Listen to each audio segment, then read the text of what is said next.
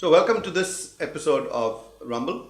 I don't know how many of you are really savvy about the net and about computers and all that. Most of you, I'm sure, use the net just to send some mail or maybe Facebook, and I suppose that's about the end of it. But there's so much more to the internet, and this is a subject that one can talk forever.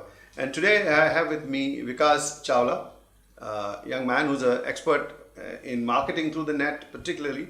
He offers services to companies. So, welcome to the show, Vikas. Thanks. Great to be here, Madhav. Tell me, this is the new world, Yes, the absolutely. internet and everything on it. So, what area have you specialized in? So our focus is actually digital marketing. So we offer digital services like web development, search engine optimization, and social media marketing.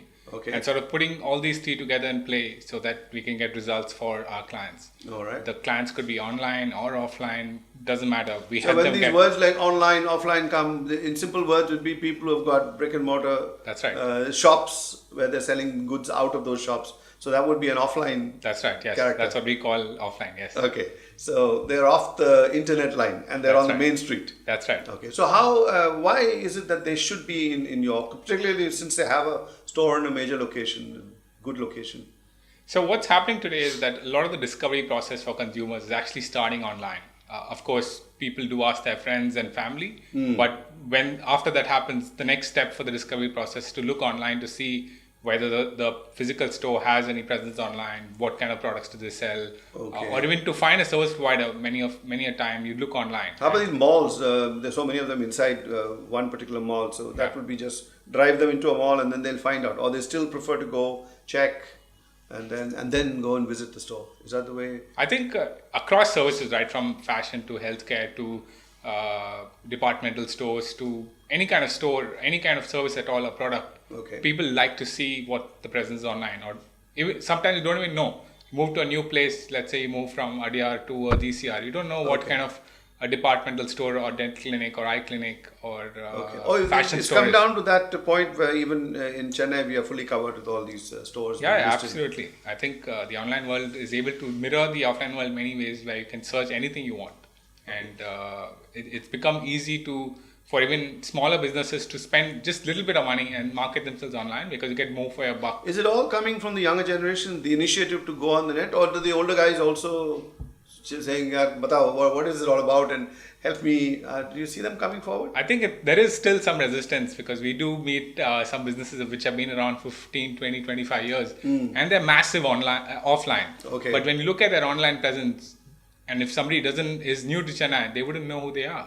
And that's really the surprising part, and that's what we show them and we I explain think to them. maybe part of the problem is that one expects when you go on the net to get that last critical bit of information, which is the price, and the price is always hidden, and they know the other won't tell you the price.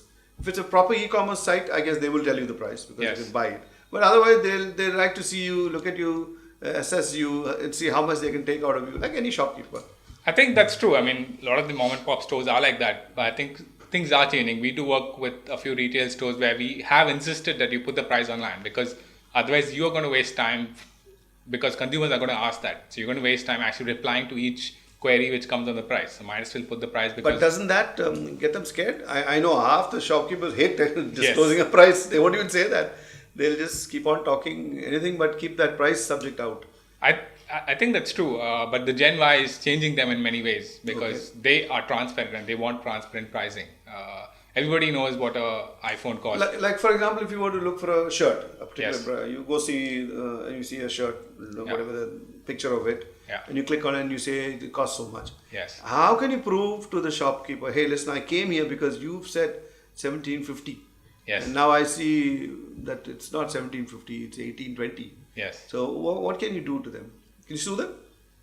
Not really. I mean, I think prices do change, and it's not that you keep changing your prices online every day. So obviously, it's not a perfect system anywhere. Even we work with a few jewelry stores as well, and gold prices change every day. That doesn't mean we're going to go online and change the price every single day. It's an indicative pricing in many cases. Okay. If it's online, if you're buying it online, obviously the price is fixed. Yeah, that's fixed. But if it's an offline store and they have prices online, it's usually an indicative pricing which can change to a small extent. It wouldn't be a huge difference, but and of course there are various kinds of sites. There could be brand-led sites, there could be deal sites which sell products at a much cheaper price than you would normally. Like this Groupon and that's right. all these other people. Yes. But the pricing that is actually put on the site, yes, is that, do they have access to that, or do you have the person who's running the site does it, or does a store themselves go into the back end and alter the prices?